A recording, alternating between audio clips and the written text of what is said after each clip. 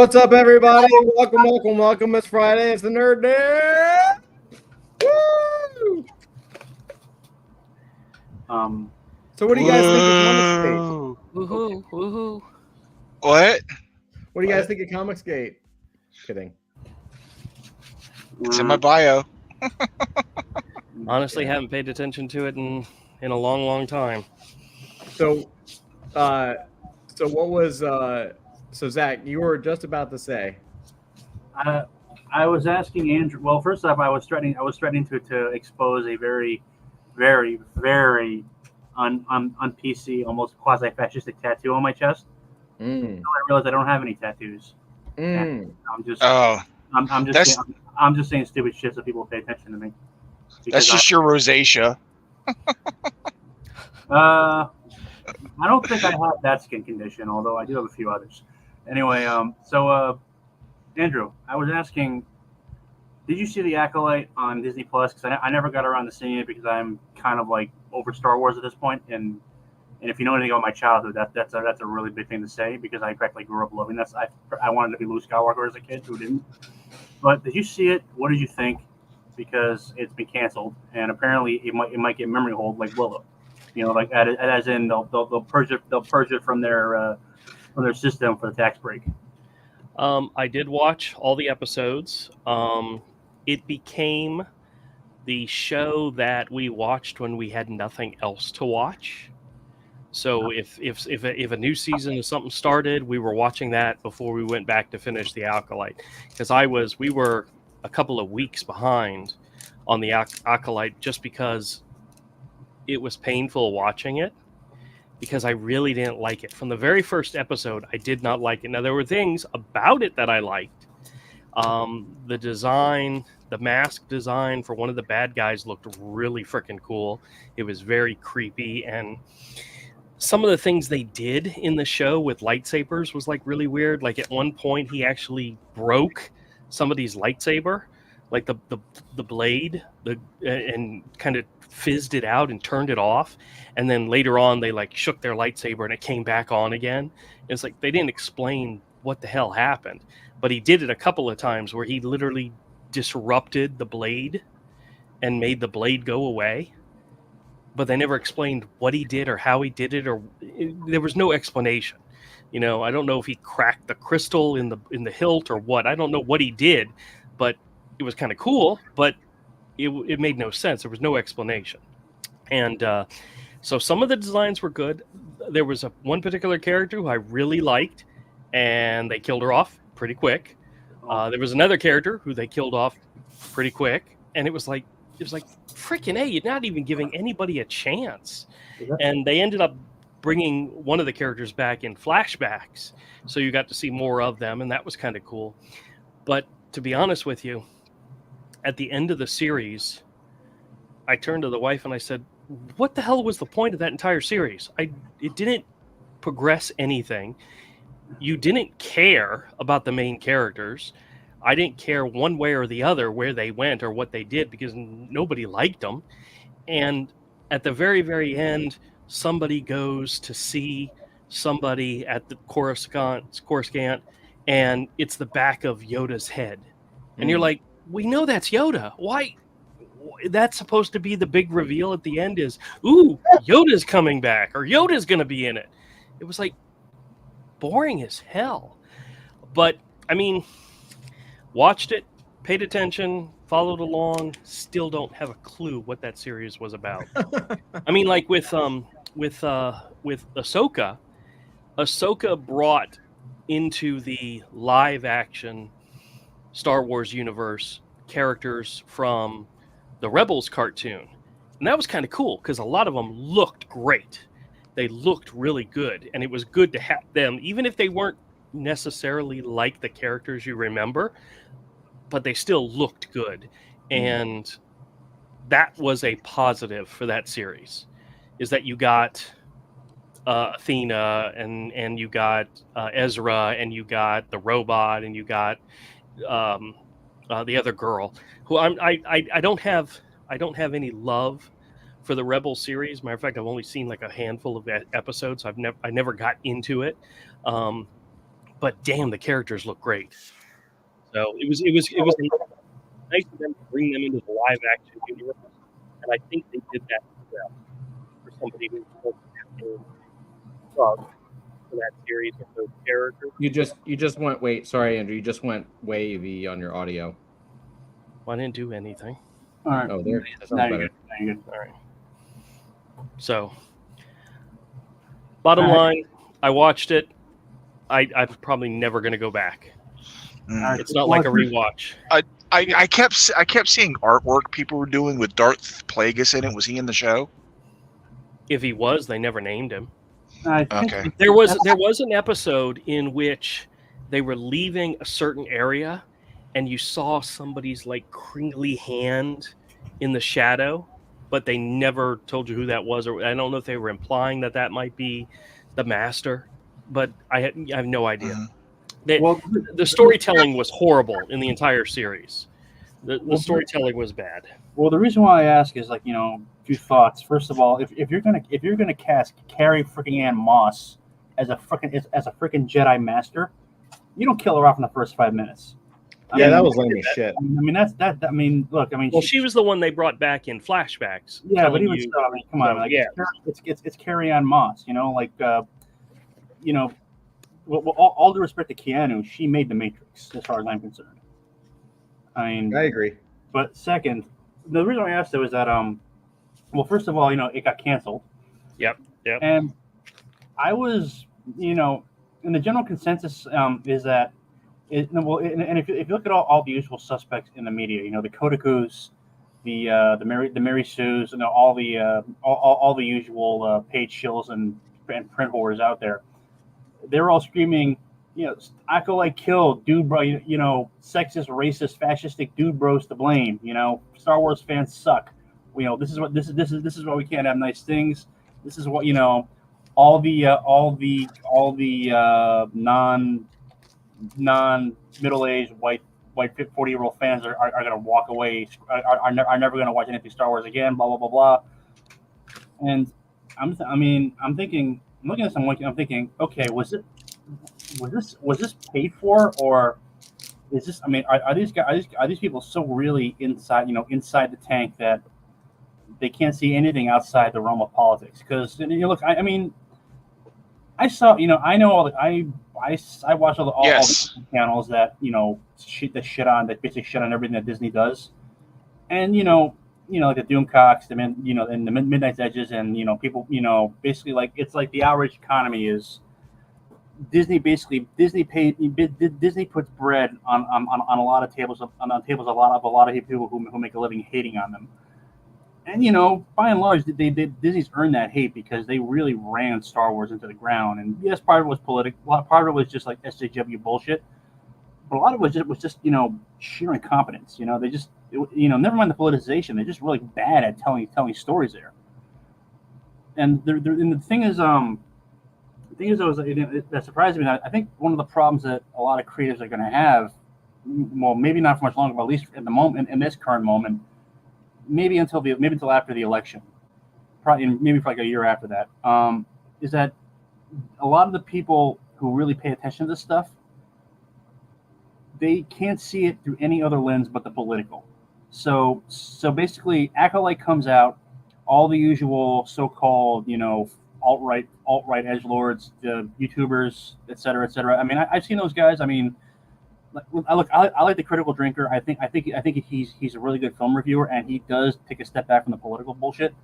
But there are channels that are specifically out there, specifically set up to shit on Star Wars, and they were just tearing this thing apart even before it came out. And yeah, look, I know I get lesbian space witches. That's kind of like throwing red meat to the wolves, and it doesn't make a whole lot of sense. But from what I can tell, the Acolyte's main flaw is just that it was bad. It wasn't propaganda. It wasn't designed. It wasn't designed specifically to stick a finger in anyone's eye. It was badly written, badly acted. The person running it had no idea what she was doing, and nobody watched it. And when it got canceled, all the SJW sock puppets on the left who make their money by saying that everything that Disney and the corporate media does is absolutely awesome, and how dare you speak against it, you evil racist bigot, please go to hell and never come back. We're basically tearing out their hair, slashing their faces, tearing out their clothes, and like screaming, how could you let those fascists win? How could you let them hound it off the air? And I'm thinking, it got canceled because it sucked. There's nothing political about it. It's just dog shit. I didn't watch it. I'm honest. I didn't watch it because I saw the trailer and I realized, yeah, if I watch this, I'm going to throw my TV out the window. Not because of any political. It's just that because I wasted, an hour of my life watching this crap when I could have been doing something else, like cleaning the cat's box. No, thank you. Honestly, I saw the They trailer. told people not to watch it. But They flat out told dude bro Star Wars fans not to watch it. They didn't watch it. They got bad ratings. Well, the thing is, though, is that, but the point I'm trying to make, though, is that there are a lot of people in the culture space right now who basically can't see anything except through except through the politics eyeglasses. Like everything, you're either on the right or you're the left. There's no judging anything purely on its own artistic merits. And I don't know. I mean, like maybe it's always been that way, and we just never really noticed. But honestly, Zach, the best advice I can give you and anybody out there is watch it yourself, and you decide whether or not you liked it or if you enjoyed it. Stop listening to these reviewers that all they do is smash and hate on it in order to get clicks. Yeah. And every single time you say, I heard somebody say this or somebody say that, all I can think to myself is, my God, get a brain and make a decision for yourself. And I'm not saying you, I'm saying to anybody who says that. Well, I saw a review, so I'm not going to go see it. Well, if it looked cool, go see it. I'm still going to go. I still want to go see Borderlands. Just because I thought the trailer looked a little funny. It looked hilarious. I don't know anything about the game, and I don't care if the movie sucks or not. I'm still interested in going to see it. Well, I'm not going to make a decision because somebody else said, I didn't like this. No, it's just that but no, I think this problem that goes beyond simply the reviewers, because I mean, let's be honest, the Acolyte was kind of politicized, at least in at least in the talk around it. I mean, I haven't seen. I mean, I've only seen a few clips of it, so I can't really say about the actual show itself. But then watch the show, and we'll reconvene in a week, and you tell me what you thought. Well, the thing is, the point I'm trying to make though is that, and this relates to some other stuff we've been dealing with that I don't think we're going to talk about here. I think my sense of it is, and I could be completely wrong about this, but I think the outrage media bubble is due to burst probably sometime in the next 6 to 8 months. Because for maybe since 2016 or so on, we've had a lot of there's been a lot of creatives who've basically been blinded by political bias and anger, and I think Doc is waiting to get in, and there's a lot of people who've been feeding off of that, and honestly, it's just getting boring. I have a feeling that when it comes to comics, when it comes to basically any kind of entertainment, it's going to be like what happened during the 70s. It's like basically like everything was politicized during the 60s and early 70s. Then after like 73, 74, the collective sense among the public was, we're over it. We don't want to hear about this anymore. We just want to be just entertain us.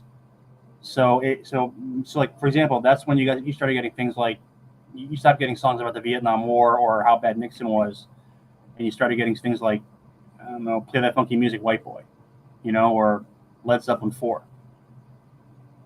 I think we're heading to something like that probably in the next, maybe in a year or two, because I think a lot of, I mean, the writing's on the wall. Politicized entertainment doesn't work. Nobody likes propaganda, and I hate to say it, but well. I mean, that's a whole other can of worms. But the point I'm trying to make is, I think, because look, I mean, Disney hasn't had a hit. Well, Disney's biggest hit this year was something that was basically not political at all. It was just purely entertaining for the fanboys, and the fanboys showed up. And, you know, like the movies and the stuff that's actually taking off is the stuff that's just that stays in that lane, if you will. I think we're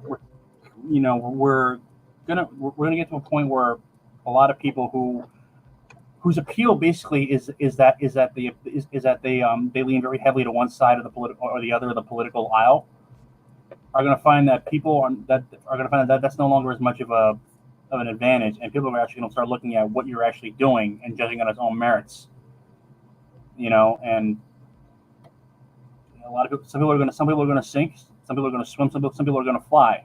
But I think we're due for sorting out in the creative, also in all kinds of creative spaces, because again, no one likes propaganda anymore, and it just people want to be entertained. I love it as long as it's my propaganda. Yeah. Hey, I got some entertainment for you. Anyway, that's my opinion. So feel free to disagree. What's that, Doc?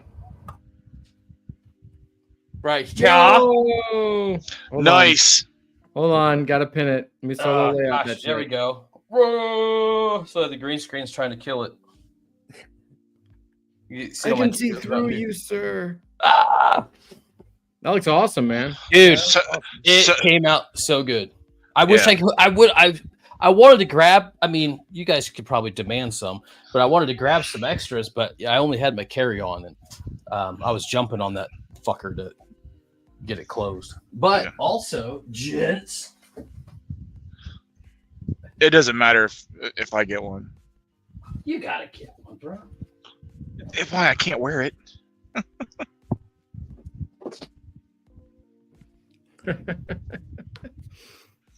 Oh, cool. Yeah, you got the comic. Hold on, let me. There you go. Dun dun dun dun. So sexy, fresh. Looks. I just asked my daughter, like, "Are your hands clean?" She's like, "I want to see it." And here I'm like, licking the book. Wood. Any good comic is worth licking, sir. Or sniffing. You never know. You never know. I had that. One of our chase items. We decided one of the chase items for that book is that 1 out of every 10,000 pages is actually a sheet of acid. I have that old Plastic Man album that the covers the water paper. Yeah. It looks awesome though. You know, it's not your standard. Todd and I were talking about this the other day. It's not your standard print. You know, it's the same super high gloss, very thick. They're dummy prints. Yeah, very thick paper. You know, so but hey, you know what? It's physical. It's real. It's in my hand. I slept with it. You know. No, I already talked to Scott. We're gonna do it for real. So it's badass. Those are the pre-releases. You have a special copy, the pre-launch copy. Physical media rules. Fuck NFTs. No, sir. Get the fuck out of here. They are complimentary. Have you not? Yeah, get the fuck. They're complimentary. Keep him out. Keep him in there. Please deposit 0.03 ETH into my wallet at any given time in exchange for Andrew the NFT. Yeah.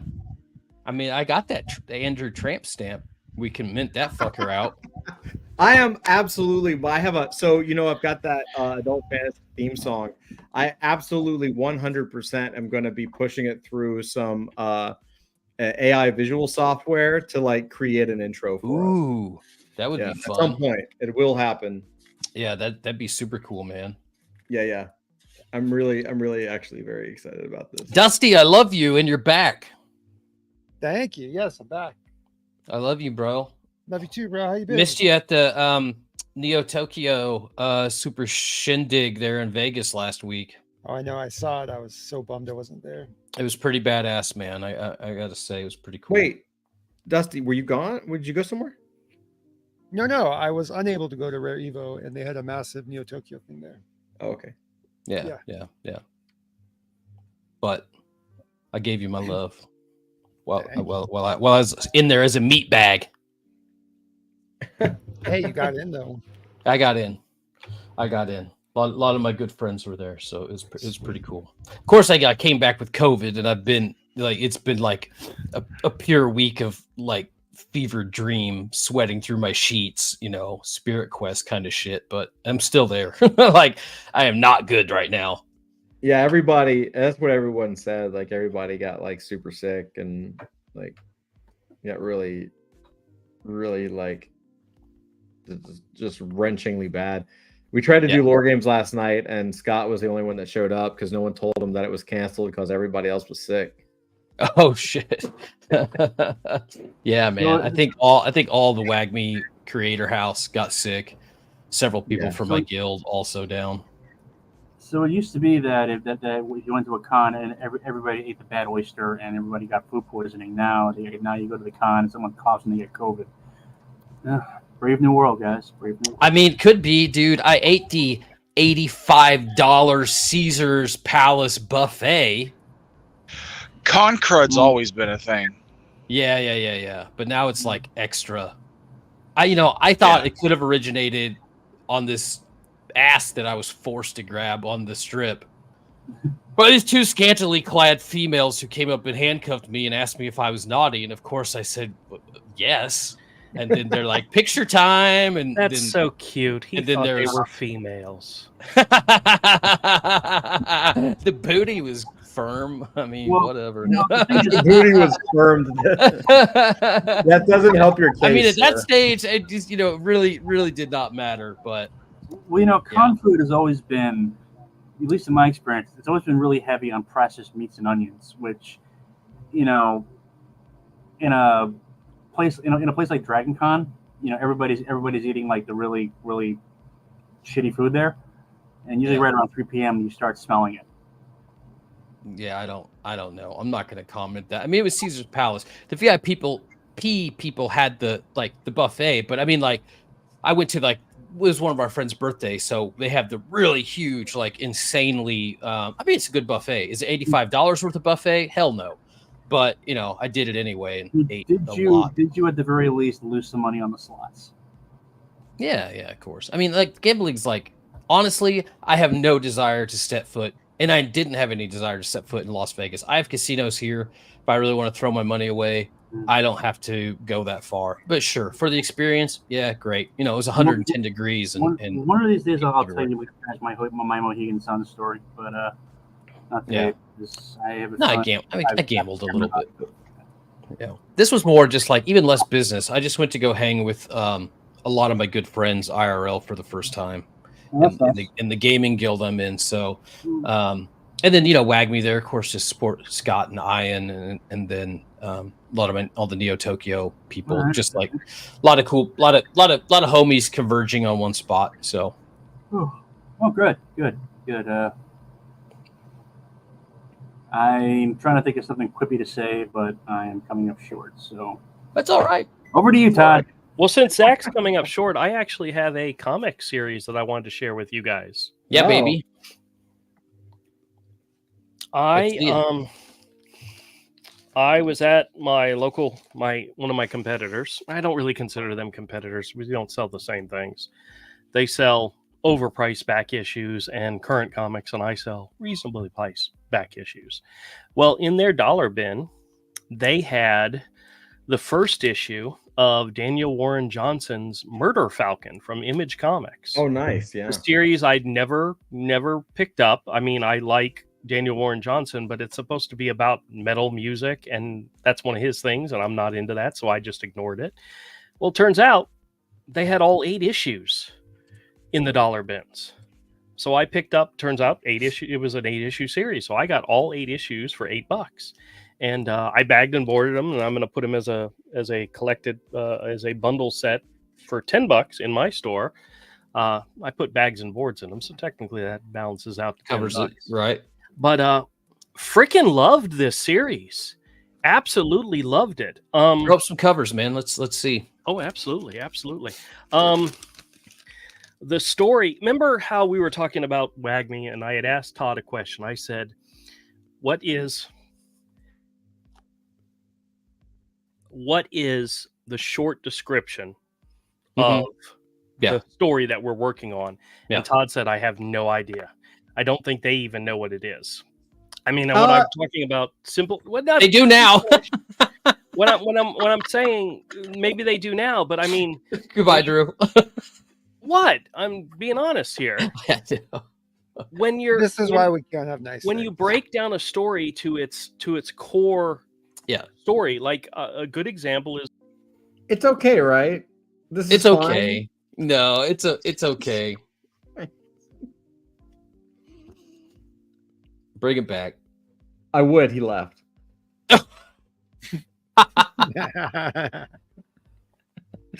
He didn't mean anything by it. I know he did. Nobody knows what their story is at first. That's No, why I know, we're I so know. I'm awesome just and kidding. professional. I'm just. I riding know. him. I But know. he should come back. Oh, we miss Andrew. If Andrew doesn't talk, that means we have to talk. Baby, come back. Mm. Yeah, I wanted to hear about this series. I've never heard. I know. I would heard about a actually like to series hear about I metal. wanted to talk about my new series, Cyborg Ninja McCarthy versus the communist clowns from Uranus. I'd buy it.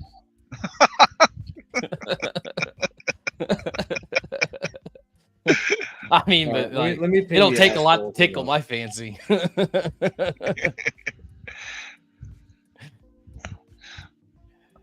I'd be like, Joseph McCarthy's back, but this time he's a cyborg ninja. Yeah. Cyborg Ninja. That I would read, dude. Yeah. Oh god. Versus That made the me think the- of killer clowns from outer space. For Yeah, exactly. Yeah. Did you kick Andrew again? No, he left. Why? He got mad. He'll be back. Come back, baby. He will. He will. He has to come back. We're the only people that'll ever talk to him. Guys, what did you say to him to make him pissed off? Because I wasn't really paying attention. It's when he booted him again. Yeah, I booted him. Well, bring him back. Come on. I mean, Hey, what am I supposed to do? Magically go higgly diggly and make him come yes, back? yes. Otherwise, we have to talk, and you know how much, you know how hard it is. I know. I'm realizing how fucked up my plan was because now he was like on a roll and like, I actually think maybe something happened to his computer. Maybe his computer died or something. I got some stuff. Unless you want me to give a long lecture about the intricacies of painting miniatures, and I suggest you bring him back. Let's talk about Web3 entertainment some more. Or Henry Cavill doing the reboot of Highlander. Oh yeah, now that's cool. That's badass. That's I don't gonna be know. good. I like think it'd be Henry good. Cavill, but remakes lately have been so bad. What's the original bad guy's name? The Krogan? The Krogan, right? Oh, Kurgan. Kurgan. I Yeah. used it as an opportunity to go get some ice water. So, Oh, Clancy good. Brown. Good. but I'm done. Yeah, I'm yeah. done. You No, guys, no. We No. I want to. No, I you're not really done. want to You're not know done. about. We actually do want to hear like I want to know about about it. the I just series. you were I was not dissing WAGME at I all. know. You and I had a conversation weeks and weeks ago, and I was just saying an opinion. We were just and talking. Let's to simplify. We were talking about our skill at helping IP find their true story and lore, and that's all there is to it. So let's hear about your comic series that you picked up, Andrew, because I'm actually I interested, thought it was really good. You should read it. and I want to know how like metal is a Yeah, comic. no. Actually, Doc likes like, this stuff. He doesn't know much about this. Andrew, goddamn it, just What? fucking make it up to him. I had a people have a patter, not a patter. What is it called?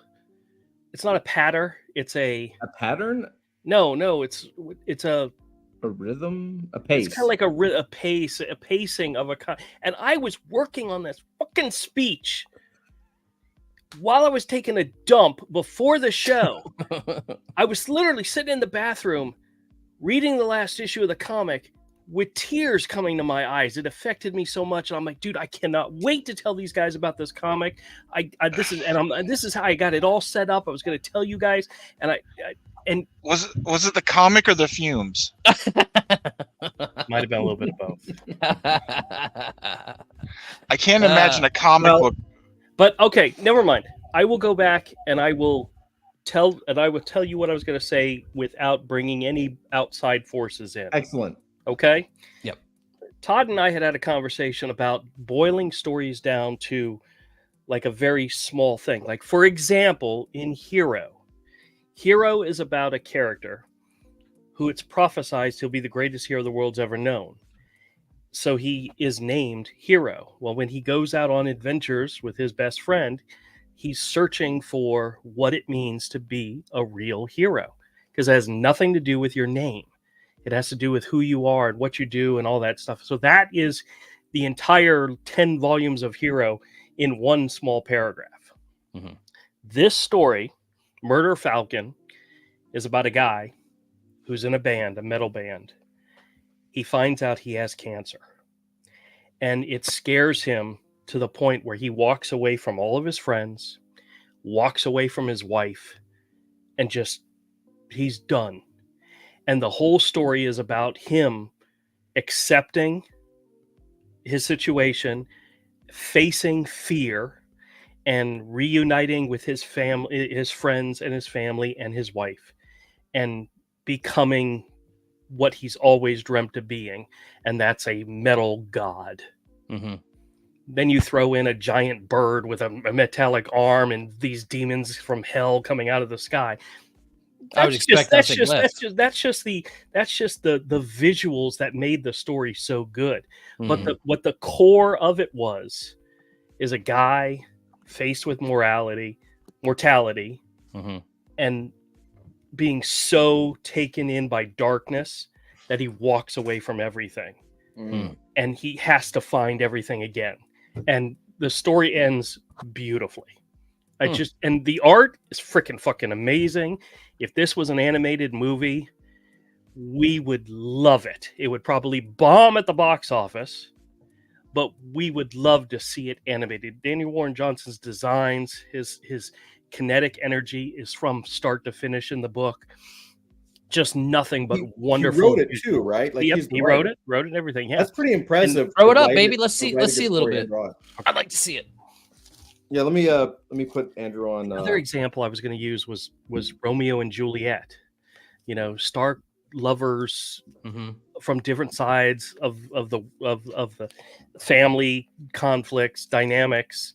You know, one rich, one poor type thing, find each other, and no matter what the obstacles, you know, their love is true.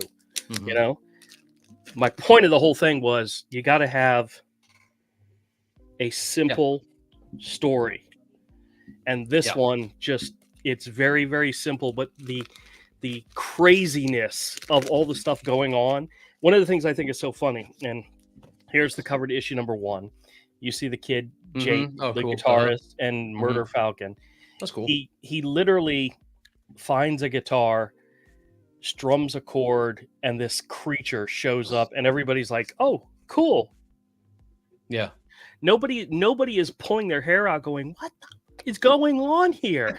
I mean, there's one point where he finds this new riff, and all of a sudden, these 2 huge Gatling guns appear on his shoulders, and he starts blowing away monsters, and nobody is like questioning what the hell is happening. They just go with it, and it's great. Is it really happening? Is it happening? Yeah, it yes. just- No. okay, Well, part of me was thinking that maybe this was, is it allegory or metaphor? I Yeah, can't yeah, remember yeah. which it is, where things are not as they appear, but in his Yeah. mind, that's what he Right, sees. right. That's what But- it's implying. There was, it might have been, but I mean, usually with those type of stories at the end, you realize that's what it is. Yeah. With this one, no, Right. it ends with Right. them Okay. saving the world and so forth. I'm not going to tell you the whole. Yeah. You know, they save the world, but it's visually spectacular. I thoroughly enjoyed it, and the first 3-4 issues is him getting the band back together. This is him recruiting his bassist, and what's really cool about it That's is a great cover, man. each time he gets a character, and it's all about the music. The music is. Mhm. These creatures come into the world, guns, bombs don't affect them. Music is what battles the creatures and can destroy them. Right. And by playing the music, they bring forth these things. And his bassist, his like Murder Falcon character is like this huge woolly mammoth that just shows up out of the blue when he starts playing the bass and starts tearing up monsters. And then the third issue, they find their drummer, right? And when she plays, this giant sea monster lizard comes out, and that's her person, her character. And there's other people in the story that play instruments and have representation by other characters. Like there's there's an older guy that owns a repair store, and he has a cowbell, and when he types the cowbell, this horde of like antelope and comes like rushing in, and it only happens once, but it's like very cool. And then there was another guy from Japan that comes over, and he plays the what's that thing? Violin, yes. And he's got an orchestra, and when they play, this huge ass giant samurai comes out, and it's like freaking awesome. Cool. That's cool. And even there's one part in the story where something happened to Jake, and he's hurt, and he can't do it, and they're trying to get his wife to kind of help out with the band. And a guy she says, I can't sing. He says, I don't need you to sing. And she just screams into the microphone, and this giant wolf head like joins in. It's like, it's just everything is incredible. It's over the top. It's wonderful. It's beautiful. The drawings are fantastic. It's kinetic from start to finish, which is what Daniel Warren Johnson does. And I have nothing but high praise for this. That's story. Cool. I'm sure the this is one that if they did an artist edition, Todd, I'm down for it. Well, you know, sorry, I'll talk after Doc. Oh, I was just going to make a joke about the triangle and say like every high school band kid who's stuck in percussion has like the one triangle note. I'm sure that they're all imagining like complete death and destruction raining down on them. Let me show you the other covers. Yeah. Let me. I was going to say, they did do an artist edition for his other series. Which one? Oh God, the futuristic looking one, the Tokyo. No, that's not him. That's Sean Gordon Murphy. It's Sean Gordon Murphy, yeah. No, it was I didn't really collect it, so I didn't know it, but it's Oh, okay. Appendage too, or Appendage or whatever it is. Yeah, whatever that thing is. Yeah. I remember like 12 seeing issues. It's a huge art book. It's all of his original art in there. Yeah. So this is issue number 4 with Murder Falcon going up against that's pretty sweet, giant, huge creature. And issue 5 introduced this guy with his creature, which is this giant tree monster. And this is him with Jake. They're buddies. He's like from the black and white face guy is like from Sweden. It's like a Swedish rocker. Yeah, makes sense. And then issue number 7 shows Murder Falcon with the Tokyo flag because they go to Japan. How many issues was this? Was this 12? 8 issues. And this is the last issue with him standing on this giant anvil, which actually is important in the story. But dude, what's so funny is when I was buying these, I was telling the girl that I had never read the series. I liked the guy's art, but I'd never read the series. And to get all 8 issues for $8, it was a good deal. And I told him, I said, and not everything he does grabs me. Like this is about metal, doesn't grab me. His other one about wrestling didn't grab me. That was Do the Power Bomb was the name of the series. And the other guy who knows me, who knows I have a store, turned to me and says, "You get out of here." Like, you don't like wrestling, you don't like heavy metal, get out of here. So, come on, whatever. But I don't. But I love comics. I love this guy's art, and no matter how cheesy parts of the story were, loved it. Thoroughly. That's excellent. That's excellent. That's a great review, man. I'm looking forward to passing it on to somebody else who gets all 8 issues for a relatively decent price. But he's been doing I knew Transformers. Yeah, but he only did the art for the first story arc. Okay. He's still, I think, involved in writing it. Well, he just announced. This is why I was reading that he's leaving Transformers. Yeah. So I knew that was familiar, but that's just still a sick. Whoever did this, I'm assuming it's him. Since that's him. Yeah. This is like really, really nice. Well, the guy he got to fill in on art after him, mimicked his style really well. I see. To the point where you almost can't tell it's not Daniel Warren Johnson. So But yeah, Who's the guy after him? Jorge something or other. I mean, I recognize the name, but he's doing a really good Daniel Warren Johnson. Well, there's a couple. There's like 2 or 3 other dudes that have that same kind of vibe. Oh yeah, yeah. Gideon, the guy that did that dinosaur book I hated from DC, the dinosaur version of the superheroes. Jurassic. Yeah. I hate that book, but that guy's art is badass. Oh yeah. Murder Falcon Deluxe hardcover, $22. Oh, cool. Yeah, that's something I would eventually pick up. Yeah. But thoroughly enjoyed it, and I give it, now take it for granted because I did buy Fantastic Four and Steelbook case. That's my line. To make I know, fun of you. and I was going to use it Don't before you. Don't steal my thunder. But my enjoyment of things is based on the best way to describe how I feel about things that I like is if a 14-year-old girl enjoyed it. I know that sounds weird, but it's true. Dude, I thought the My Little Pony movie was fantastic. The animation in that movie was great. If you haven't seen it, you should see it. It's good. Andrew Zabroni confirmed. Yeah, Andrew something. Yeah, I am definitely something. That's one I can't touch. Andrew can. Numerous times. Oh. No. Oh man, guys, I watched the season finale of season 3 of Vikings Valhalla the other day, where they left like 8 storylines open, and then found out that how is it? then connected that's to the it. Original series. It's not. It's like 100 years in the future or something Really? like that. Okay. Yeah. It's It might- this one's more about like Leif Erikson, Eric the Red, and a couple other people, but they literally, I didn't mind it. They, like this season had like ridiculous plot holes. Like, hi, I'm going to sail from Crete to Norway in the span of a day. That's like in between the other plot lines. But putting all that aside, I liked it, and they left like, I'm not even shitting you, like 5 storylines just wide open. Like, here's the cliffhanger, and then I was like, when's the new season going to be on? They're like, this was planned to be the last season, and it's like, why would you ever do that? They introduced like 3 new characters, and then they left like 5 storylines just open. They're like, you can go read the history books and find out what really happened with these people. It's like, okay, sure, but your show is not based on any factual history, just like some real people that existed.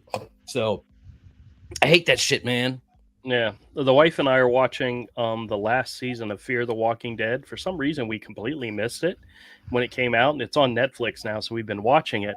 And you get the feeling it's the final season because everybody is coming back. All the characters are coming back, and it's like every episode somebody comes back, and you're like, and I'll be honest with you, in the latest episode we watched, it was issue 7. I think there's 10 or 12, and a bad guy shows up. And I'm looking at him going, I don't know who this guy is. And my wife's like, oh, yeah, I remember him. He was at the dam, and I thought he died at the dam. And I'm like, freaking I don't remember him at all. But, yeah. I never watched The Walking Dead at all. Well, The Walking Dead, we enjoyed it. I loved Fear the Walking Dead at the beginning because, as I've said before numerous times, when we watch shows, I tend to latch on to certain characters, and I kind of follow the shows for those particular characters. And Fear the Walking Dead literally killed off the character that I really liked. Yeah. And it pissed me off, but we stayed with it. And I found other characters I liked eventually, but there was one main character. And the thing that I thought was hilarious about that is in the first episode, I hated his goddamn guts. I was like, I can't wait for that piece of shit to die. Somebody needs to bite his neck and turn him now. He is the one character that grew through the series to where you really liked him and respected him and hoped he thrived. And then his demise was out of the blue. You didn't see it coming. And it sucked. It sucked to the point I was almost ready to walk away from the series, but we stuck with it. But overall, we've enjoyed it. That's cool. But yeah, I recommend Walking Dead. I recommend Fear the Walking Dead. Some of the new spin-offs, like we just finished watching Daryl Dixon, which actually was good. I liked it more than I thought I was going to. The We That Live with Rick and Michonne, very good. Enjoyed it thoroughly. The one with Negan and Maggie, Dead City, the one that's set in New York. Really enjoyed that. Gosh, Glad there's it's a coming lot back for a second. Yeah.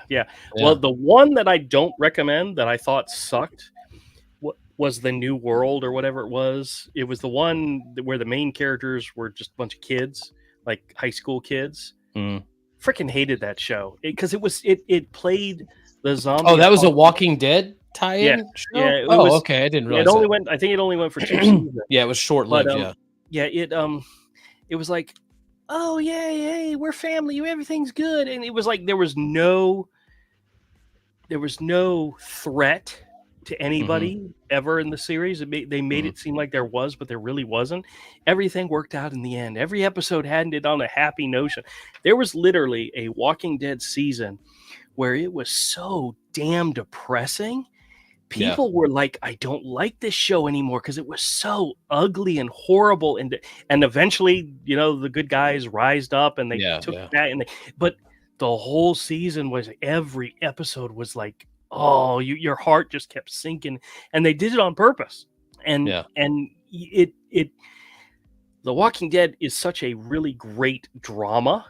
It's people. I know people that's like, oh, I don't like zombies. I don't like horror stuff. It's like, fuck, who cares about any of that stuff? The drama was so much better, And that's why Andor was awesome. You didn't have to know anything about Star Wars to enjoy it as a spy show, right? We only ever got like 3 episodes into that and never finished watching it. No shit, dude. You got to finish it, man. We got so bored with it. We never went back. Oh God, it gets good. It gets really good at the end, dude. I've heard that. And there's really a second good. season coming. So soon, yeah. Well, I've actually been playing the Telltale game for Michonne. Yeah. I play a little bit every day because it's an easy achievement. Because those games are just like you hit the button every once in a while. It's basically a movie that's an animated movie that you just have to hit the button every once in a while. It's not really a game. Okay. But they're more like choose your. Yeah. It's an easy achievement because every time you finish a chapter, you get an achievement. So you only have to play for like 10 minutes. And I played The Wolf Among Us, which is Fables.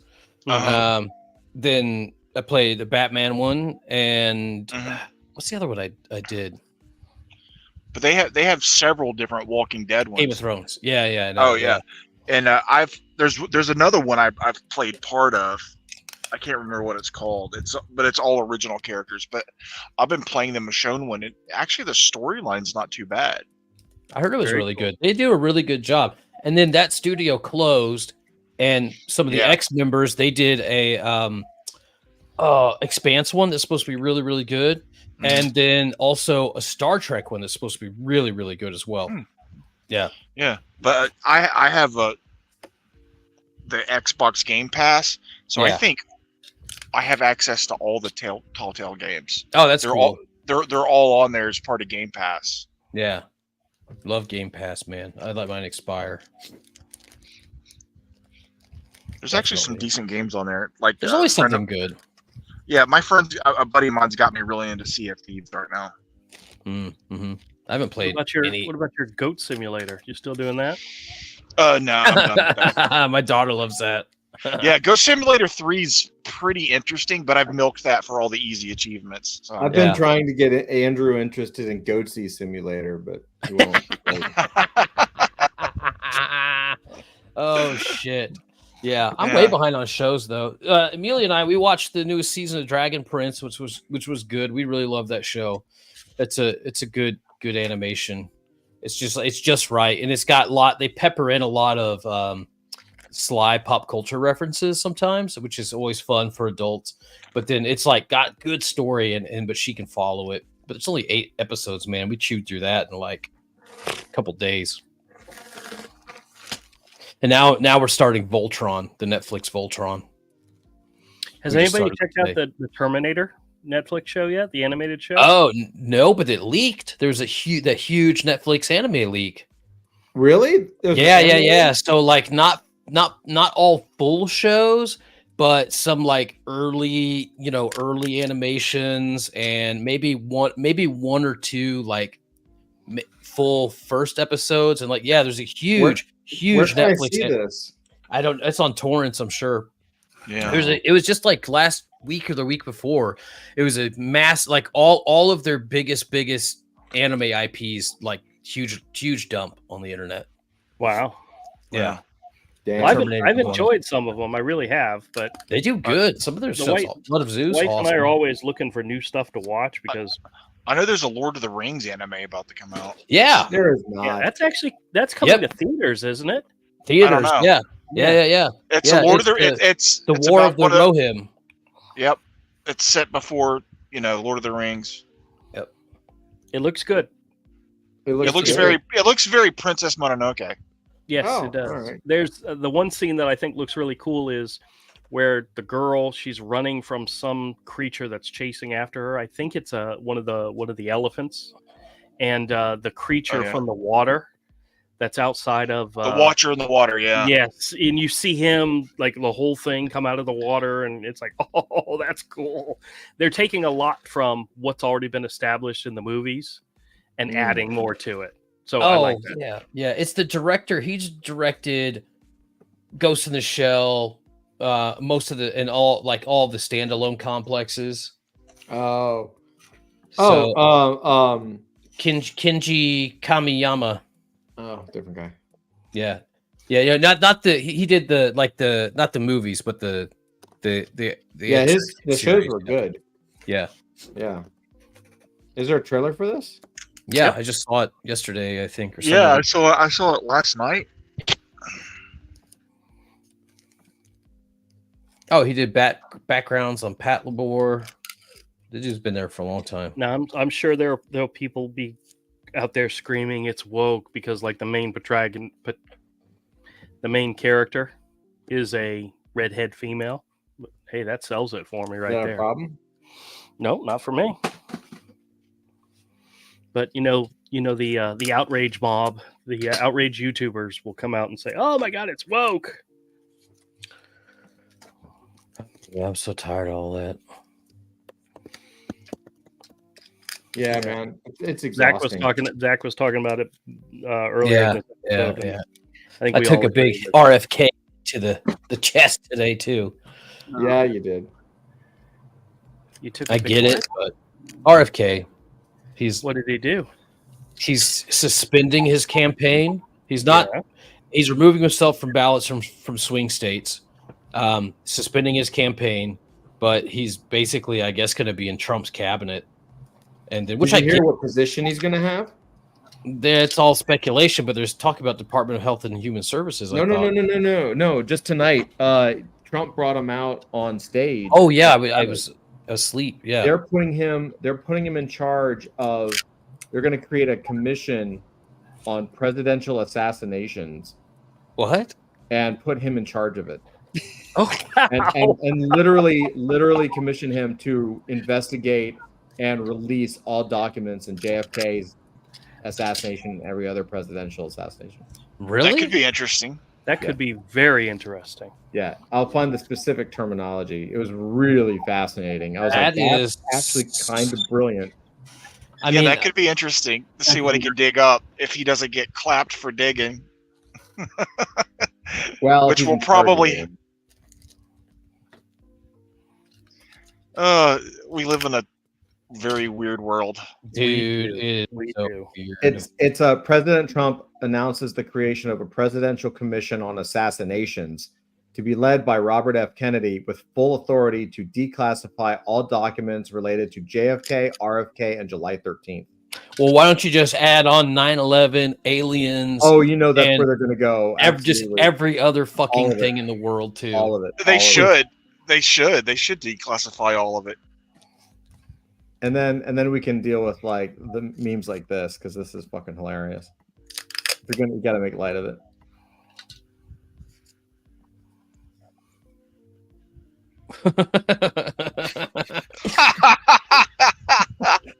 Unrealized capital gains tax. You want to tax money people don't have because they might be able to earn it if they sell something they have. That's Right, increased dude. in value. So claim horrible. unrealized What? children. Children I don't have, but I might have. I'll just claim Yeah. unrealized children independence. Yeah. All imaginary. Brilliant. Insane. Yeah. Sorry about your shot to the chest there, Doc. It's okay. I mean, look, look. I mean, not to get totally political, but he even said it in his speech. If it's 4 years of Harris, by the time that's done, I'm going to be too old to make a difference. So if I can get in there now, and then he sets himself up. Trump can't do another presidency. Vance is a dipshit. So he's trying to do something good and work his way up for the next one. So I'll buy it, but I'm very conflicted now in general. Yeah. Yeah. That's all right. He's I think he can do more good, you know. Yeah.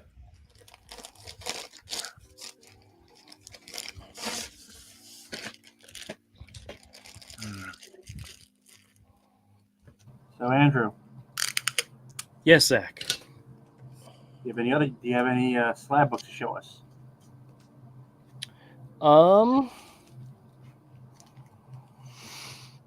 Possibly. I might have to dig out what I got. I didn't get anything in the last couple days, but I did get some recently. All right. Also, while Andrew's taking care of that, Avery, please don't send me any more videos of people getting their heads blown off. Thanks. Oh, you're welcome. What? That's funny. Yeah, I know. People getting their heads blown off? A guy went to somewhere. This dude went to test fire an RPG and it malfunctioned. Jesus. It looks cartoonish, but yeah, it took his head right off. God. Yeah, it was pretty violent. What else is going on, guys? I woke up. I started a Facebook page for the store. That's Yeah. cool. Yeah. What else did I send you? You sent me I sent you the farting cats. Oh yeah. And then I think The infrared farted cats? yeah, Yeah, that's Yeah. good. was pretty good. I've rewatched the entire Venture Brothers series for the 15th time. Wow. Well, it's just like when I'm working, I like to have the TV on, and I usually like to play stuff that I like because if it's that I've already seen, because I can see it in my head while I'm working. Because if it's stuff I haven't seen, I got to turn my head away from my computer, which means I'm not working. So, yeah. Oh, I sent you a picture of the women's bathroom from the DNC. Oh yeah. I had seen that. Yeah, that was good. That was pretty funny. I haven't seen that. What is it?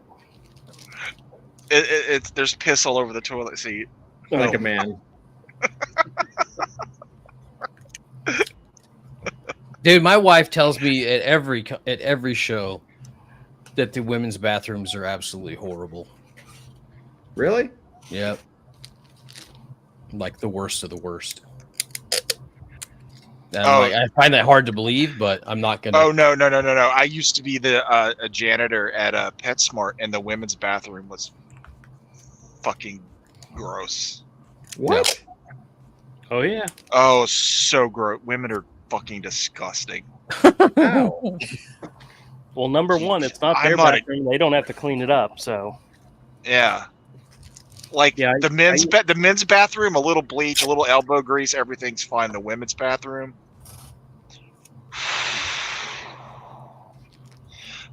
there's things they dispose of, and they dispose of it in a canister that didn't have a trash bag, and oh god, the funk. No, no. The funk from the funk from multiple women's product. Woo! It'll turn you. You'll be like, maybe wieners for me. I don't know. You'll think about it. You'll consider it. It'll challenge your heterosexuality. When I was in high school, I worked at a pick and save, and the first night that I was going out on a date with my future wife, in order for me to leave on time, in order to meet her when she got off of her job, which was on the other side of town, I had to make a deal with all the cashiers.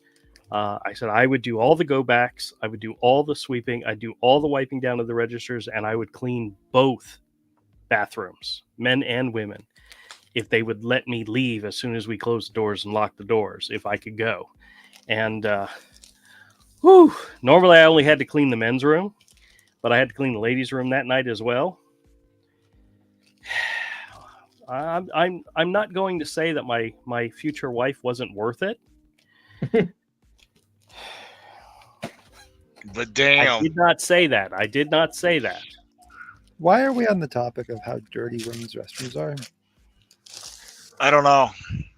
Todd One of brought those it up. nights, How baby. dirty is your restroom, Dusty? You think, Dusty, I mean, look, man, all I'm saying is you're probably good that you weren't here for the last month or so. Some of the conversations and videos that were displayed.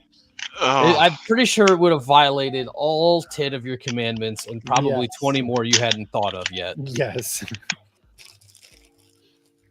Yeah, I got That so is- used to not getting kicked on a regular basis that I thought I had free reign to say whatever I wanted. No. I do realize when I say shit like that, I look up to make sure I'm still here. That was the cue. yeah. We missed the cue. So I bought a, I have so much respect for the Forgotten Runes guys, and I didn't get a wizard, but I did get a warrior yesterday. I'm super proud about that. Love those guys, man. They're doing cool shit, and they've got a game and another game coming. They've got their comics out, and then the lore building. So hold on, let me see if I can find my dude. Oh, I downloaded it. Right? I've always thought a Contra style adult fantasy game would be cool. That could be a lot of fun. And actually, we could do that easily. I just think there's certain characters that would lean themselves awesomely to that style of game. Kind of like that Broforce game. Yeah. Oh, 100%, man. It could be done. We're going to talk to Wiz. Wiz has got some cool shit. My buddy Wiz, man, with Generative Dungeons. He's got this awesome 8-bit drag and drop editor, right? Where you can make a dungeon. It's like 2D, sprite based, whatever. But you save and mint, right? Yeah. But you can download a game off of the Epic Store, load that NFT into it, and it actually puts that dungeon in 3D Unreal 5, so you can explore it like that. Oh, It's wow. it's very, very freaking cool. But yeah, Wiz is a good dude, man. Generative Dungeons, shout out to those guys. For all three of you that might be watching tonight, go check them out. 3 of you. Thanks. Great. Thanks, Doc. Doc, I'm gonna Doc, post Doc, on you Twitter, just- so we you might catch a couple people. No, I appreciate Again, the bump in overinflating the his numbers. man. No, man. I'm getting actually really excited. Let's see, what's their names? Oni Force just released their manga, right? Yep. Wagme comic there, right? Forgotten Runes. They've got the Runeverse out. They've got several comics. They've got their game. I know they're doing an animation. Bear Snake just posted about the production company that they hired, something like that, earlier today, and who they're working with, and it was awesome. They're doing their stuff. You got Macroverse out there pumping stuff out on the regular. Like this whole pop culture thing is happening, and then the Forgotten Runes guys, they just paid out their first royalty checks to the lore writers that of any of the lore that they've used that has gone into their canon media. They just actually paid out their first royalty checks a couple weeks ago, and they're the only ones that I know of that have done this. You write the thing, we do the other thing, and then you get some of the money from it, and that have done it in probably a fully legal, buttoned up way or at all. And that's, to me, is just like, that is very, very cool. And they've got multiple, they've got just like, it's like three huge things that they're working on, and their community is super involved and stuff like that. So I absolutely love to see that stuff. I love to see it working, and I just feel like we're getting closer. Yeah, we got in fact, I spoke with Star-Lordy last night. We did the interview for Web3 Comic-Con, and we may be doing a collab giveaway for those for that book that he just dropped. Oh, nice. Yeah. Nice. Excellent. Yeah. Like, there's people making stuff, man. And it just the thesis is starting to play out. We just got to do a couple things. And then like even Saga, they've got their own, they're like the first, they have their own indie gaming studio publishing arm as well. They're like the first blockchain to have a dedicated publishing arm, which is also amazing for indie games. So like all this stuff is super rad, man. Here's my dude. Here's my warrior. I really want a wizard one of these days, because it's just fun. And who wouldn't want a wizard? This is like Nasir, the scoundrel of the desert. I'm gonna name my little hornet Walter and write some lore. Yeah. And write some lore about these guys. And he's got a mug. Everyone else has got like a curmudgeon or something like that. This guy's just got some booze. And I thought, man, that kind of speaks to me. Not that I'm like super drunk, but I could drink you under the table or smash it on your head. Trying to think in a war. I'm more of a wizardy guy. I always play wizards, but I'll have to think of warrior style lore, but still make it as ridiculous as humanly possible. It's cool, man. I dig it. And then you can mint the lore, right? The lore, it can either be on IPFS, or I think it can be like forever, like, enshrined on that NFT, which is pretty badass. And then I was talking to, and then with Kenny. Oh, by the way, you got to check your DMs, Todd. Kenny from Ample Protocol. Yeah, talking with him, and they're doing some really awesome stuff that to give you provenance. So if you are a creator or you have a film or something and you mint it and you own it, there's actually an actual legal document that accompanies the NFT that specifically spells out the rights that you have, with your purchase and things like that. So it's almost like not even quite a DRM, but it's, it's more than what you usually get, right? It's right there. It accompanies, I can't talk everything though, which is cool. Another good interview though, potentially for Web3 Comic-Con.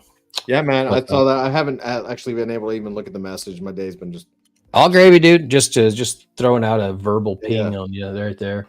But yeah, man, it's just great, man. I see entertainment happening. Oh, and then Kino Films, they just announced. Those guys, they're doing content delivery, and the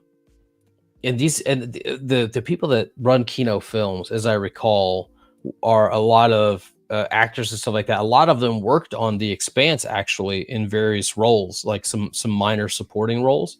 Really awesome, good team. They wound up raising like $12 million, and then they just announced they're getting a second cash injection from one of their initial backers just the other day too. So this whole idea of entertainment being built in Web3, man, it's like it's starting to cook. It's like actually really happening. It's really happening, guys. Yeah. Yeah, I think that's the future for it, is content delivery. 100%, man. Yeah. It's an awesome way to distribute digital content. And your digital content is tradable now also, Yeah. Definitely. That's why I like what Ample's doing, because they're giving people a storefront plus the legal stuff, behind it. So, you want to put big voices, little guys next to big voices, right? That's the whole idea. That's what you got to do. That way there's representation and discovery for everybody. So like, we don't have to have a 20,000 member Discord in the hopes that we mint out 100 of something, because we're going to be next to someone who did that, who's got like the money and the backing and the marketing and all that other stuff, right? And then, but because you're in this like discovery zone next to them, then that props you up as a small creator, right? That's the general idea that we got to work towards. Which is why I'm launching the thing I'm launching. Hopefully soon. Hopefully soon. If I can ever get rid of this Rona. I really do. Like, I do think it's like coming soon. You know what I mean? Like, totally, dude. Everything that we're doing, everything that's going on right now is really is like it's really getting. It's starting to heat up again, and I'm starting to heat up, dude. And you know, I wanted to do that event. I'll tell you right? the truth. I'll tell you the truth. Like, I'm really excited, and then I'm also like, wait, not yet. I'm not ready. You should be, because I'm about to dump a bunch of work on you from people I'm talking to. Like, you know, we do this thing called lore games that take your IP. And they're like, yeah, really? That sounds great. Like, look, we did it for those guys. I was doing like the whole time in Vegas. Like, see that shit? Yeah, we did that. You need it? Yeah, we got you. Your Thursdays are now booked for like the rest of the year. But you know, I was wanting to do that kind of event around, you know, some of this consumer stuff that we're building and this pop culture stuff at Token 2049, and I tabled it. And the more I think about it, it's like that's really not the place for it anyway. The better place for something like that is to do it somewhere like South by Southwest, right? Or somewhere where there's actually like this mix of consumer and industry and discovery, or like PAX, right? I mean, I don't know if consumer conventions have like side events during a week that they're taking place like our industry conventions do. But like something like South by Southwest, having a showcase there of the media that's being created in Web3, I think would be like an excellent venue. So I'm thinking about trying to reshape it for that. And there's Web3 and there's film and there's whatever out there, music. Put it all together, baby. Let's do it. Yeah. When is South with that? Huh? I wonder when that is actually. When what is? South by Southwest. Summer.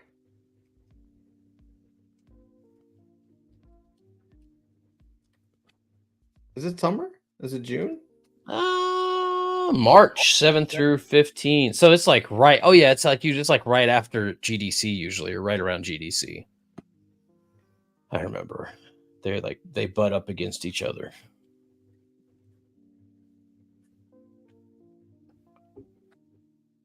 $2025. God, sorry, 2025. Good sweet Lord. March. Oh, it's right before GDC. That's 17th through 21st. Yeah. South by Southwest, man. Let's do it. That'd be a fun one. Never been there. You been there? No, I'd love to. And I actually think too, like, you know, Scott was talking about MegaCon. I think that would be freaking awesome. Yeah. Yeah, we need to do a showcase at a like trad or slightly mixed event, you know, pop culture or anything like that. That's where we show the shit off, not to the people that are already looking at it and don't care already about it. Nah, we're gonna get there, man. We're gonna get there. There's some good voices built in the like IP building thing. I was tuning into Troy's thing that he does. Yep. And man, they went for like 3 hours the other night, and I like picked up a lot there, man. Yeah, they do. He does a good show. Yeah, he does a good show. He's a good dude. Yeah, most definitely. Yeah, man, it's getting exciting. Getting exciting. Yeah, it is. It really is. I'm hoping we can like capitalize on it as much as possible without freaking out. And you know, like not you know, because it's never going to be big enough, good enough. Of course not. Of course you know not. What I mean? Dude, I haven't even started it. I'm already like, tell my wife like, I can't do this. It's too like I'm never gonna make it. It's just like, you know, because like every time I think like I've got this figured out, I'm like, oh shit, I got more to do. Yeah. Before I can even like get to a point where I'm like, hi, I'm, you know, Doc, and this is the thing I'm doing, right? You know, like there's always some extra little detail that's, you know, to be discovered or worried about. Such is life, I guess, baby. As long as I can put eggs in the fridge and bread. Oh, For my dude, babies. I just want to make cool shit. Me too, dude. I want to Me make some too. comic books. Me too. Actually, I want to be an actor. I want to act in a short. I do. I've always wanted to do that. You know what? My actual honest to God, I think one of my biggest dreams that if I like could just reverse everything and just totally pick some path and then not spend a good portion of my life on drugs, it would be I would choose, or maybe actually I might take that back because that might be part of the quest actually. But if I could just like wind up anywhere today, it would be as a cast member on Saturday Night Live. Honestly, like that is like to me just the supreme like form of entertainment. I'm such a huge SNL fan, always have been, always will be, and I love it so much. I think that would be the thing that if I could just like snap my fingers and be doing, it would be that. We need sketch comedy in Web3. What can we do to that shit? Why are people building? Why are people building entertainment, man? Here's my quibbles with the people doing film and things like that. And it's not even a quibble, right? Like, yes, Hollywood's fucked and blah blah blah blah blah blah blah. Takes your money and all this kind of stuff. And there are a whole lot of reasons why filmmakers gravitated over to Web3 and they all want to come in here. But the problem is, one, it was like kind of during the NFT craze, and you get misguided where you're like, oh, I can raise some NFTs and like I can, you know, make this thing, and it's clearly much harder than it is. Shout out to David Bianchi, in case you might be watching, for Razor and Gala Films, Emmy nominated. Mina Savari was nominated. Absolutely amazing feat. But but then you get everybody coming in here and they all want to make their magnum opus because, you know, they want to self-fund and make a magnum opus. And that's much more difficult than just like banding together and saying, let's create something entertaining. Let's create some kind of entertainment first. Right. Then from that we'll raise money, and then from that we'll be able to do like more of our passion projects and stuff. And I think that because you gotta make something like film is an amazing thing for Web3, and it's perfectly suited independent film. But it also is not, because it has to translate into something that a lot of people are going to want to buy and you're going to want to fund, right? Because it doesn't have this immediate ROI. So what we should be doing is actually building entertainment before we're building film. If we're like talking about visual entertainment, you know, like where's a game show? You know, where's a Web3 game show where you're like using your tokens to vote or play at home or something like that, right? Where's a Web3 reality show? Where, you know, where's that kind of stuff, right? Yeah, and I think that's not a bad idea, right? Wait, what? Yeah, what he's talking about, you know, a Web3 game show. Yeah, Web3, a Web3 game show, Web3, you know, reality show, a Web3 those ghost hunting shows. Those are inexpensive to produce, man. That's the reason they're so popular and there's so many of them. Oh yeah. Oh, totally. Yeah. Yeah. Totally. Yeah. I mean, I've got stuff that Todd knows some of the stuff that I've thought about like trying to pitch, but I'm not quite there yet. But I mean, like, you know, we have to think of entertainment, building entertainment more than just like the things like that we really like. Comics is easier because it's more accessible. But you know, and it's not even to knock the people who are like, there's Caladita and there's Razor, and people have made some really awesome films under the influencer. Lauren Neal is an absolute badass.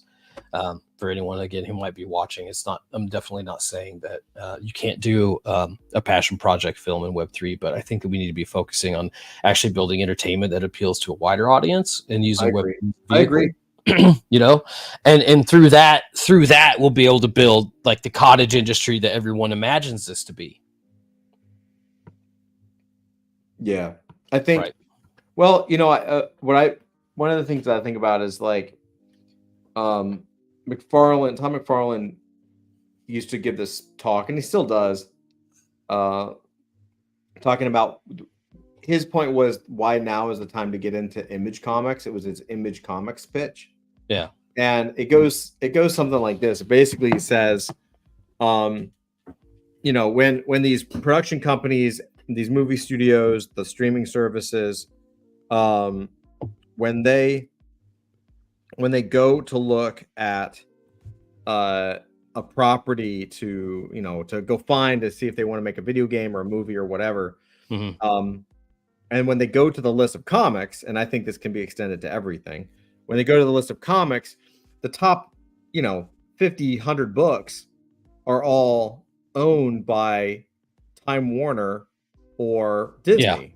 Yeah. Right? It's either Marvel or DC. And so all of those books are completely taken forever. Like there is no chance that, especially now that they got it back, like there's no chance that you can do an X-Men movie. You're not going to be able to do an Avengers movie or a Hulk movie. It's all gone. All that stuff is all gone. Star Wars is gone. Like it's all taken.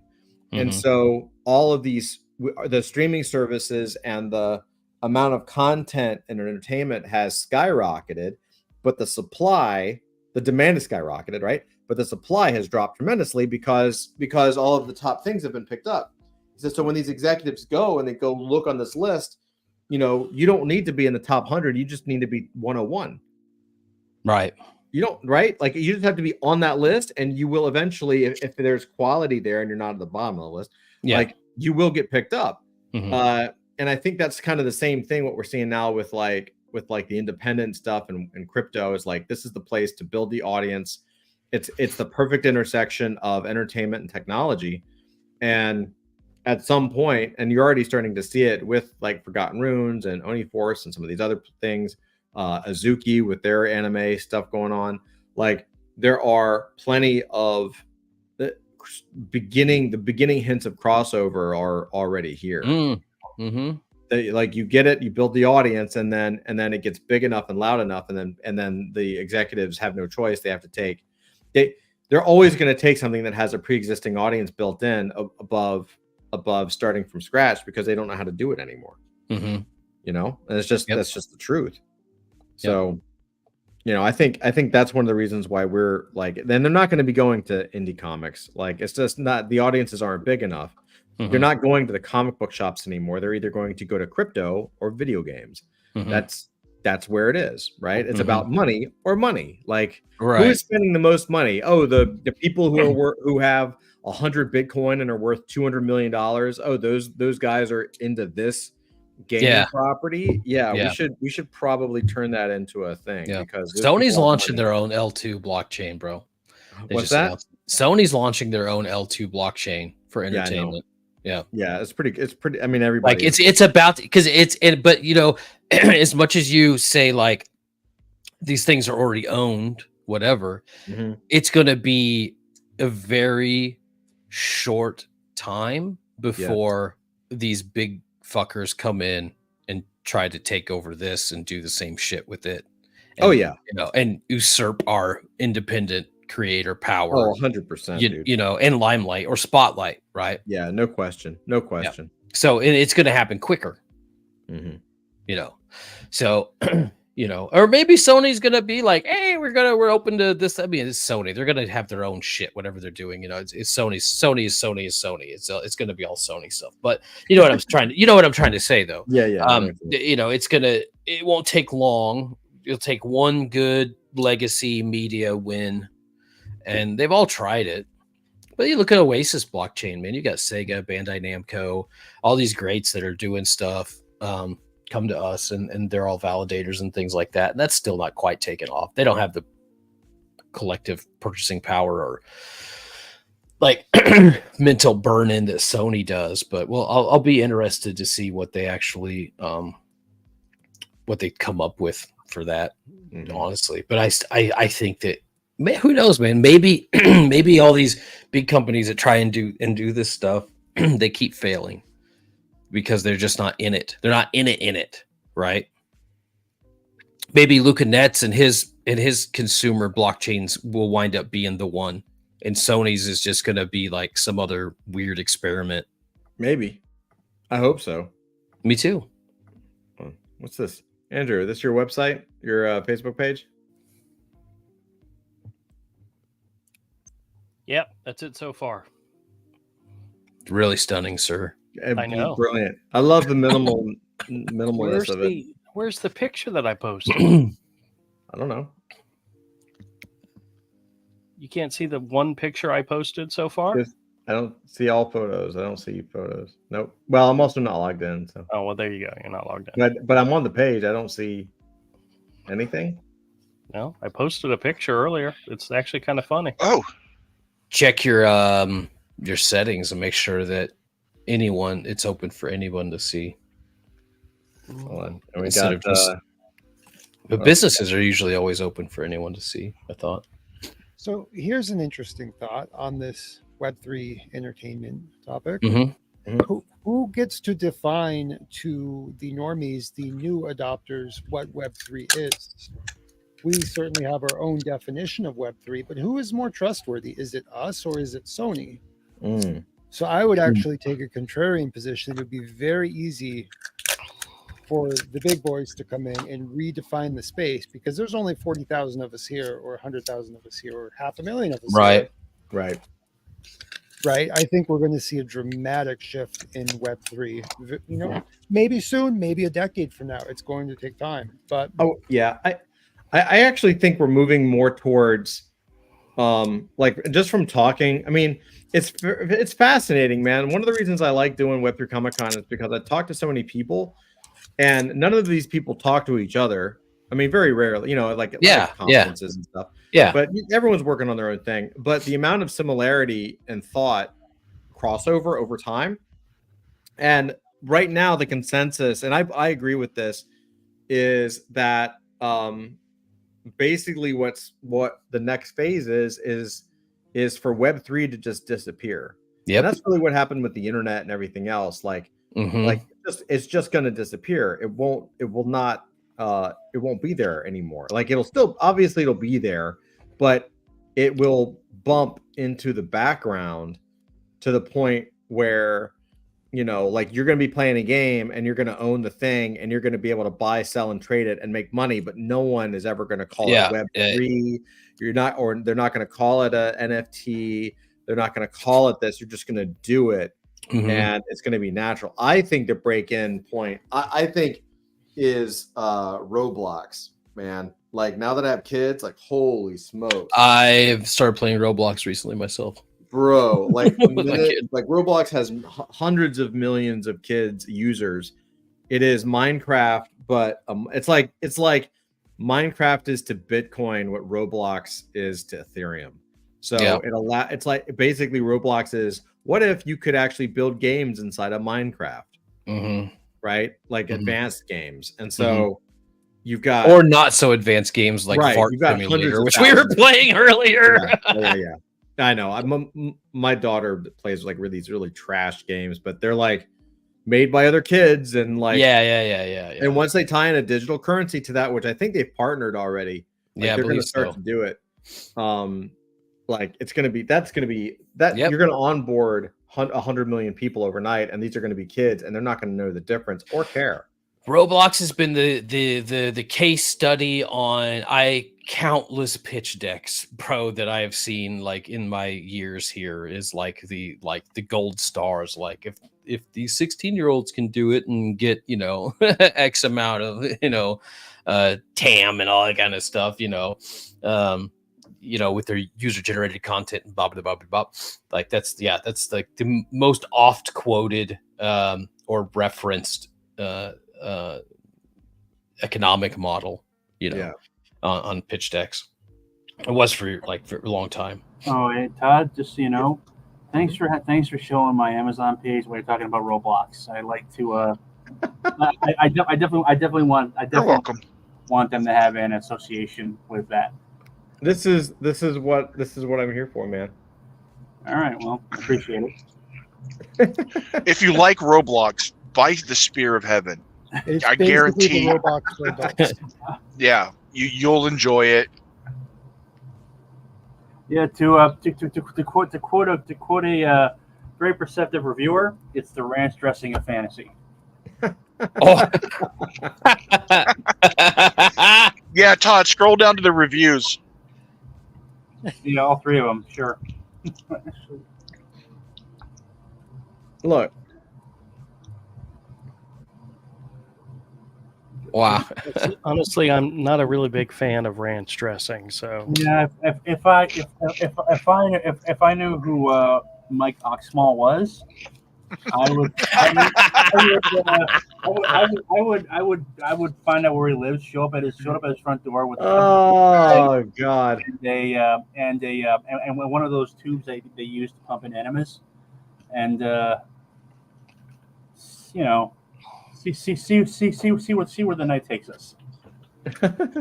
Don't threaten me with a good time. I wasn't threatening you. I was threatening Mike Oxnell. I have no idea who he is, but he's my new favorite human being whom I want to shower with kisses. That's messed up. disturbing. I So disturbing. I could not believe it let me do that. When I changed my name, I was just like, is it really letting me do this? Well, honestly, like some have to happen. Like, I don't know what percentage of the reviews on Amazon are bots or people in India, like just being paid like a penny like $1 a review.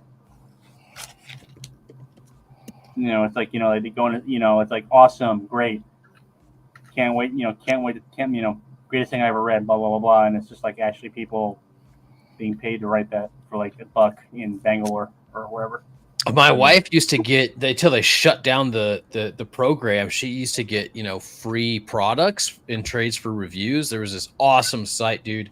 Oh man, for that year, I mean the UPS people must have absolutely hated us or the Amazon Prime people, because we would get 6-8 boxes a day of like kitchen gadgets and doodads and just whatever the fucking weird shit ever you could think. It was a glorious time for us, and one that we pined for because they shut down the free product review scam thing. God, it was great. Well, one of the first jobs I ever had, actually one of the first big job I had for web, when it came to being a web designer, was for a company, whose job was basically to scam Google's SEO program. And what you would do is I was literally paid like $50 per site to basically set up, mirror sites for on Tumblr, Weebly, Wix, all those do-it-yourself sites. Mm-hmm. Like text that was just basically written with so overstuffed with keywords that was just Yeah. Mm-hmm. and when then links back to the main site, to their actual main site. You used to be able to get away with that back in the day. It was very easy way to pump up your site. Can't do it anymore, because apparently Google has standards. Who would have thunk it, right? Yeah. I used to land on some of those sometimes. It'd be like, it'd always be like written into a really weird story. It'd be like, Maxine stumbled upon her high quality cheese grater. Like just like really weird backlinks and shit. Well, apparently they say that something like 80% of the web is uncategorized, but of course 90% of that's just basically garbage and porn. Yeah, I believe it. Todd, I sent you a video link. Would you mind clicking it? I think you guys will get a kick out of this. I know I did. Don't do it. Sounds dangerous. Don't click the link. I don't know. Is it a trustworthy source, Todd? I'm looking at it.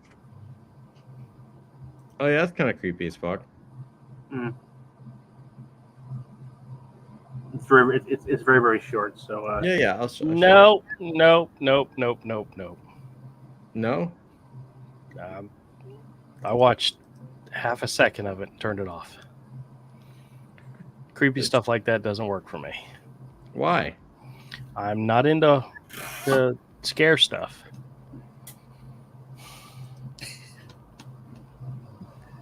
What do you mean you're not into scare stuff? I don't do horror movies very often, and some of these things people make are pretty good, man. Yeah. There's actually a whole bunch of them out there. Yeah. Yeah. Yeah. Yeah, there's actually there's actually a whole bunch of videos out there. You know, like look up thalassophobia on YouTube. That's fear of the ocean. Like, or maybe people are like using like VFX software to make their own like really creepy shorts. There's a whole bunch of them showing to like like a diver being eaten by Cthulhu. There's this one guy that did a whole series, like he was in an alternate dimension where he was the only person around. And I'm like, oh, how do you do that? How did he get all these? Like, what did he do to get rid of all the people and like subways and all that? Like, for an amateur, it's like it was a really good job. Yeah, the patience, man. I'm always like the guy. Yeah. If I go on vacation, I'll remain so patient to wait for like the one shot where everyone gets the fuck out of my way, kind of thing. Hey, Scott, or not Scott, Todd. I got a video for you. You can decide it if you want. I just sent it to you on Discord. You can decide if it's something you want to share with the. I'm pretty sure it's where I got COVID.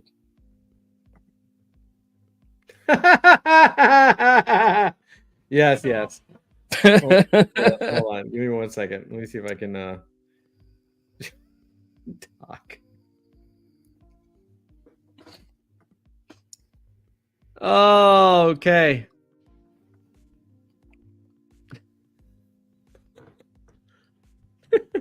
Wait. I don't know if you guys are gonna wait. Hold on. Let me. I gotta make sure you can hear it. Share screen. Window. Yes, to share tab. Yes, I know. Fucking tab. God. It won't let me share this, will it? No. All right, so we won't have audio. Fuck it. That's okay though, right? Yeah, it's whatever. Just a bunch of drunk guys. Yeah.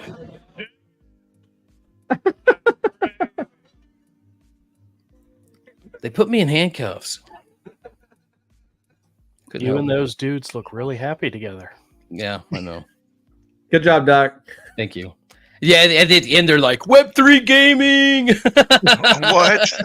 Nice. Yeah, Adult fantasy. It was like all the WAGMI creators. I was out with them and a bunch of the like Web3 gaming guys. Yeah, I also sang "Baby Got Back" on the Strip. There was like a bar that had outside karaoke, and I busted out a "Baby Got Back" real fast.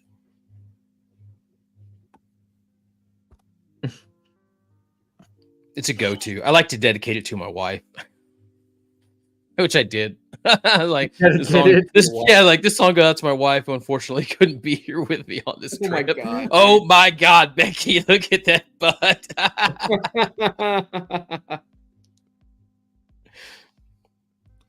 She knows me though. She loves me, and she puts up with me. That's awesome. Yeah. Oh God. And now she's starting to feel sick now, which sucks. So it's just like I'm waiting for it to hit the kids, and then we can just all be in misery together. You know.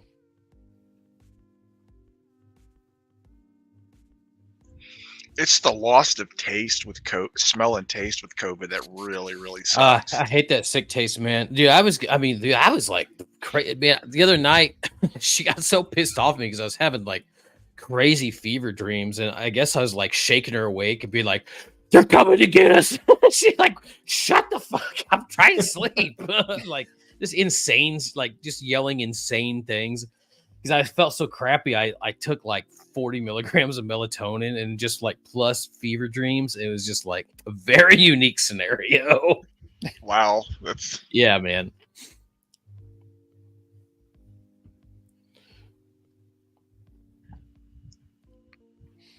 Oh God. Well, boys. well. What a good Friday night. This was just what the doctor ordered, I think. I think that we're all starting to run out of gas. Bro, it has been a long motherfucking week. Let me tell you. Yes, It's it been has. a long week. We'll see. Things are good. Things are great. Next week's going to be even better. Yeah, You know? 100% it will. Yeah, man. Well, thank you guys for showing up, and it's been and have a good weekend, man. And everyone gonna like relax this weekend a little bit. Right. Try. Nope. No. Too much work to do. No, Oh, Too Yeah, much probably work. not. I'm gonna be Yeah, I gotta do a little Only tomorrow. But nurse whatever. doc at home. So yeah. lots of chicken noodle soup. yeah, thank God my mother-in-law makes that shit by like the 5-gallon drum. Like, Oh she yeah. lives next door. She's always pumping us full of like chicken noodle soup, man. So we got that on lock, bro. That's Nice. good. That's super Yeah. healthy stuff. Yeah. It's just in her blood. She doesn't know how to not cook food for us. It's like this Russian thing, you know. So she's always like coming over with bread and soup, and like it's fantastic. Oh great. Yeah, it's really nice. She's a sweet woman, and she used to design like tanks for the Russian military. She's an engineer. Now Oh she's wow. now she's just like sweet old lady, gardens, bakes bread. It's like, I used to design war machines. So like, Nice. what the hell? Yeah, for like T-51 tanks and stuff. Oh, that's cool. Yeah, man. Yeah, because the town that they're from is historically like this weapons manufacturing city in Russia, going way back to like, you know, the days of the czars and before. It's just like, if you're from Tula, like the industry was Oh armed. shit. They're from Tula? Yeah. Oh man. Dude, that's awesome. Are you familiar with like the museum they have out there, the weapons museum? Like, I've been to I've it, heard bro. of it. So it's Tula Arms Manufacturing, and Yeah. when the Bolsheviks fell or when the Bolsheviks took over, right? This arms manufacturer, you know, because they like destroyed everything, but there was a secret vault that they had of like the weapons that they had made for the royal family. So they have this, and they squirreled those away. So they have these like flintlock rifles, dude, Uh-huh. that are the most ornate, like, you know, gold embossed, like etched, like beautiful, just these like amazing weapons, dude. And they have stuff, Uh-huh. and they had kept stuff from like for the ages, right? From like all through like, you know, industrial revolution Russia. Uh-huh. Like, they just had this huge stockpile of weapons. I mean, like, I'm not into war, but things that are made are very interesting. Uh-huh. But they're like some of the most beautiful weaponry, I guess, that I've ever, Yeah. you know, swords and just all their like formal regalia kind of stuff. Yeah. They had all that shit. But yeah, they're from Tula, man. That city got burned to the ground by the Nazis, you know, back in the day. It's so crazy because it's all, you feel it, right? You feel the Nazis, you feel the socialism and everything Yeah. that goes with it. I have a thing for comm block. You have a what? I have a thing for comm block weapons. Oh, okay, right. That's where the 7.62 comes from in my name. Right. So Yeah. A lot of great So- shit throughout that way, man. Yeah. Space, aerospace, early aerospace and weapons manufacturing, like from Mhm. Tula and Kaluga, which is also where we lived. But yeah. Mhm. Yes, sir. Now if I could only get some Tula bake lights. Tula Bakelights. Oh, I don't know. I know nothing about this. Me either. Tula Bakelite magazines. I have a couple of Okay. Izzy's. Okay. They're like $150 each now. Yeah, I can't help you there. They're like $8 over there. They're Yeah, just so-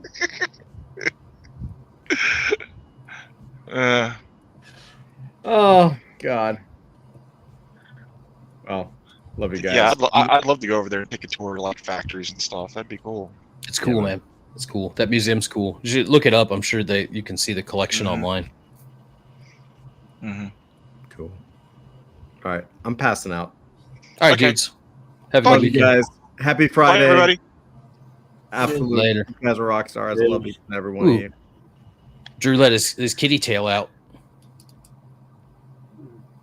How do you keep that in during the stream? It's a plug. Super It just glue. joined us. Just joined.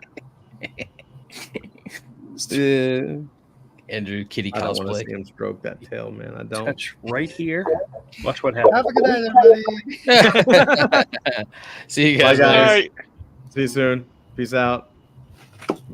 Bye bye.